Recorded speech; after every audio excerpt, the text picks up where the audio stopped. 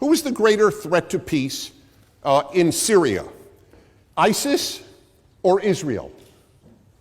Who is the greater threat to peace in Lebanon? Hezbollah or Israel? Who is the greater threat to peace in Egypt? The Muslim Brotherhood or Israel? Do you understand? In every case, everyone in this room would acknowledge that ISIS is a greater threat to peace in Syria than Israel. In every person in this room, I have to believe, even Professor Schlein, would have to agree that ISIS is a greater threat, that the Muslim Brotherhood is a greater threat, and that Hezbollah is a greater threat. All of a sudden, we change the entire scenario because it is now Hamas instead of Hezbollah, or ISIS, or Muslim Brotherhood. Number two, just on this issue, just appealing to your common sense. In modern history, every war has been between a free state and a police state, or two police states. I cannot think of a 20th century example of any other. And the same holds true here. You have the police state of Hamas. If you differ with Hamas, they kill you. Where in the world other than Israel does anyone ever argue that the free state doesn't want peace and the police state wants peace? There is no other example on earth. There is no other example on earth of a country targeted for extinction. None. 220 some odd countries in this world. Only Israel is targeted for extinction. And we have a debate on whether the state targeted for extinction is the barrier to peace. That is quite a leap of faith. In the age of beheadings, as you have tragically experienced here in the UK, we have a debate. Hamas is a kindred spirit to ISIS and Hezbollah and Boko Haram. What do you think, they're an exception? All of those are monstrous. But Hamas, they're a terrific bunch who really want peace. If it only weren't for settlements. There were no settlements prior to 1967. Why wasn't there peace? Israel would dismantle the settlements for real peace in a moment because the Israeli people are much more interested in sending their kids to college and in having a peaceful life and in making a good living and inventing more medical and technological devices than they are in fighting wars. This would be the first free state in history to prefer war to peace. It is highly, highly unlikely. The Hamas covenant, which you heard from Adam earlier, the Hamas covenant, it says Israel will exist and will continue to exist until Islam will obliterate it, just as it obliterated others before it. If I could have extra time, over 8 minutes, I would take your question, but I have too much to get through. The Islamic resistance movement is a distinguished Palestinian movement whose allegiance is to Allah and whose way of life is Islam. It strives to raise the banner of Allah over every inch of Palestine. Yale University translation. I'm sure they didn't use inch in the original. On that exact point. So that is what Hamas is devoted to. Now, yes, I can. Oh, then please. So all of the organizations that you're citing as a threat to peace just happen to be Arab and or Muslim. Could you explain to me why you think that might be the case, that you only view these organizations as threats to peace? I don't. Okay. You obviously, those of you who applauded perceived the profundity of the question that I didn't. I don't quite understand. They are all a threat to peace. That is correct. Why did I only pick on Arab Muslim? I said Boko Haram. That is not Arab. Arab and or Muslim. Yes, Arab and or Muslim. That is correct. The only beheading groups in the world today, to the best of my knowledge, are Arab or Muslim.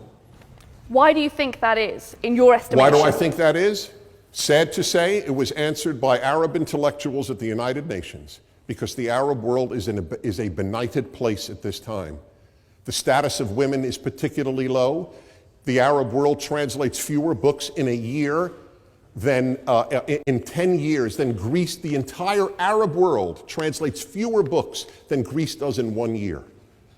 There is no interest in the foreign world. It is a benighted world, the Arab world. It is a tragedy This is not anti-Arab. If you love Arabs, you have to understand how low the moral level of the Arab world at this point is. And that has nothing to do with individual Arabs who may be saintly, but that is the dominant moral state. You are taught that you cannot judge civilizations as if Britain and Mali are on the same moral level. That is to give up on hope for humanity, to claim that there is no civilization that has produced something better than something else. So that is the tragic reason. They're not beheading people in Western civilization. They are in the Arab and Muslim worlds, and not the entire Muslim world. Now, why then? My second part is to answer the question, why is something so obvious? That Israel wants peace and that Hamas wants to destroy Israel. Why is that debated at one of the most illustrious academic institutions on earth, Oxford? I have two answers.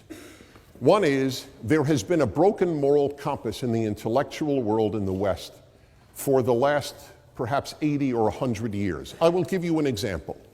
I studied at Columbia University at the School of International Affairs. I was taught by brilliant, and they were brilliant, professors that the United States and the Soviet Union were moral equivalents. It was capitalism versus communism, two economic theories, that's all. Neither was better than the other.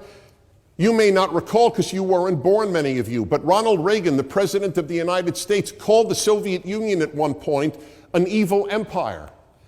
He was lambasted. He was declared by Columbia and Harvard and Yale and Princeton and the New York Times a fool for having the temerity to make a moral statement about the Soviet Union, a place that had created the Gulag Archipelago and killed 40 million of its own people, not to mention a genocide in Ukraine. That is what I tell you, students, that's what has taken over in Western universities. A broken moral compass that truly calls evil good and good evil. I went through this, and I'm afraid many of you are going through this. This evening is one such example. And finally, the media. The media gives you a jaundiced view of the world. Gaza starts a war to kill as many Israelis as possible. And all you see on the BBC and Sky News, as we see in America on our TV, is dead Gazans. That's all you see. I shudder to think if in World War II the same media covered World War II, you would have seen far more dead German civilians than dead British civilians. But it takes a very, very frail moral mind to believe that you determine right and wrong by the number of dead. That's what we are told. Look at how many Gazans were killed and how few Israelis. Well, look at how few Brits were killed and how many more Germans were. Does that make the Germans right in World War II? That's the facile moral thinking that pervades our world. So I end with this, and that is, it would be a tragedy, in my opinion, if it came out, if it were known, the Oxford Union actually determined that Israel and not Hamas were the greater threat to peace. Outside of the world of academia, it is pretty clear. It's got to be clear here too. Thank you very much.